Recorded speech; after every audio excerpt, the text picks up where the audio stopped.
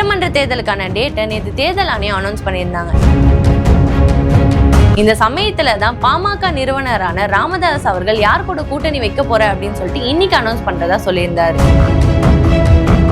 அது ஒரு பக்கம் இருக்க, இன்னொரு பக்கம் டிவிகே சைட்ல இருந்து ஒரு ட்வீட் ஒன்று வெளியாயிருக்கு. அது என்ன ட்வீட், ராமதாஸ் அவர்கள் யார் கூட கூட்டணி வைக்க போறாரு, அந்த ட்வீட்டுக்கும் ராமதாஸ் அவர்களுக்கும் என்ன சம்பந்தம் அப்படின்றத இன்னைக்கு நம்ம பார்ப்போம்.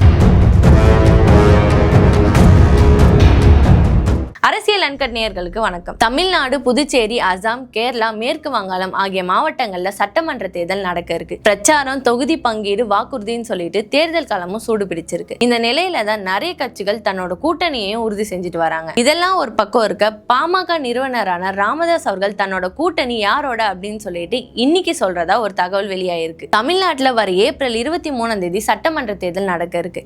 இதுல திமுக தன்னோட ஆட்சியை தக்க வச்சுக்கணும் அப்படின்ட்டும், அதிமுக, பாஜக அந்த ஆட்சியை பிரிக்கணும் அப்படின்னு சொல்லிட்டு போராடிட்டு வராங்க. தாவேகா, நாம் தமிழர் கட்சி தன்னோட தேர்தல் காலத்தோட வேலைகளை பார்த்துட்டும் வராங்க.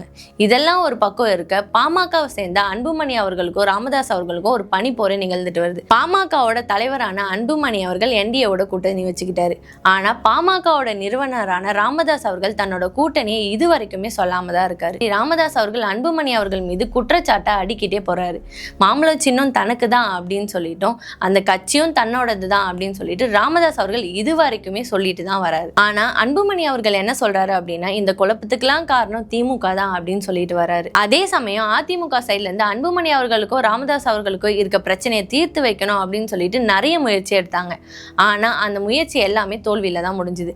அதனால ராமதாஸ் அவர்கள் அதிமுகவோட கூட்டணி வைக்கிறதுக்கு வாய்ப்பே இல்லை. ராமதாஸ் அவர்கள் அதிமுகவோட கூட்டணி வைக்கல அப்படின்னா திமுக இல்லைன்னா தாவேகாவோட கூட்டணி வைப்பாரு அப்படின்னு எதிர்பார்க்கப்பட்டுச்சு. ஆனா திமுகவோட ராமதாஸ் அவர்கள் கூட்டணி வைக்கிறதுல விசிகாக்கு பெரிய எதிர்ப்பு இருக்கிறதுனால திமுகவோட ராமதாஸ் அவர்கள் கூட்டணி வைக்க மாட்டாரு அப்படின்னு சொல்லப்படுது. ஒருவேளை ராமதாஸ் அவர்கள் தாவேகாவோட கூட்டணி வைப்பாரா அப்படின்ட்டு எதிர்பார்க்கப்பட்டு வந்த சூழ்நிலையில தாவேகா சைட்ல இருந்து ஒரு ட்வீட் ஒன்று வெளியாயிருக்கு. அதாவது தாவேகாவோட இணை பொதுச் செயலாளரான சிடிஆர் நிர்மல்குமார் அவர்கள் ஒரு ட்வீட் ஒன்று போட்டிருக்காரு. அந்த ட்வீட்ல என்ன சொல்லியிருக்காரு அப்படின்னா, சமீப காலமா சில ஊடகங்கள்லயும் சில சமூக வலைத்தளங்கள்லயும் பொய்யான செய்திகளை அரசியல் லாபத்துக்காக சொல்லிட்டு வராங்க. குறிப்பா திருமதி சசிகலா அவர்கள் அஇஅதிமுக, பாஜக மற்றும் ராமதாஸ் அவர்களோட கூட்டணி பேச்சுவார்த்தை நடத்திட்டு வர்றதை பத்தி சொல்றது எல்லாமே உண்மைக்கு புறம்பானது அப்படின்னு சொல்லியிருக்காங்க.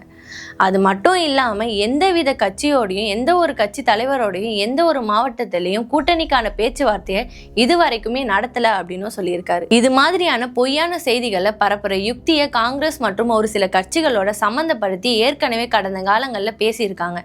இது எல்லாமே பொய் அப்படின்னு சொல்லிட்டு மக்களுக்கே தெரியும். ஆனாலும் பொதுமக்கள் கிட்டையும் தொண்டர்கள் கிட்டையும் குழப்பத்தை ஏற்படுத்தணும் அப்படின்னு சொல்லிட்டு இது மாதிரியான ஆதாரமற்ற செய்திகளை திமுகவினர் பரப்பிட்டு வராங்க அப்படின்னு சொல்லிட்டு அதுல சொல்லியிருக்காரு. அது மட்டும் இல்லாம பொறுப்பான ஊடகங்களும் சமூக வலைத்தள பயனாளர்களும் இது மாதிரியான அரசியல் சம்பந்தப்பட்ட வதந்திகளோட உண்மையை அறியாம பகிர வேண்டாம் அப்படின்னு சொல்லிட்டு அந்த ட்வீட்ல அவர் மென்ஷன் பண்ணியிருக்காரு. இந்த சூழ்நிலையில தான் தஞ்சாவூர்ல நடந்த பொதுக்கூட்டத்தப்போ காந்திமதி ராமதாஸ் அவர்கள் என்ன சொல்லியிருந்தாங்க அப்படின்னா, கூட்டணியை பத்தி ராமதாஸ் அவர்கள் மார்ச் 16 அறிவிப்பார், அந்த கூட்டணி ஒரு வெற்றி கூட்டணியா அமையும் அப்படின்னு சொல்லிட்டு சொல்லியிருந்தாங்க. அதனால ராமதாஸ் அவர்கள் யார் கூட தான் கூட்டணி வைக்க போறாரு அப்படின்னு சொல்லிட்டு இன்னுமே கேள்விக்குறியா தான் இருக்கு. அவர் யார் கூட கூட்டணி வைக்க போறாரு அப்படின்னு சொல்லிட்டு காத்திருந்து பார்ப்போம்.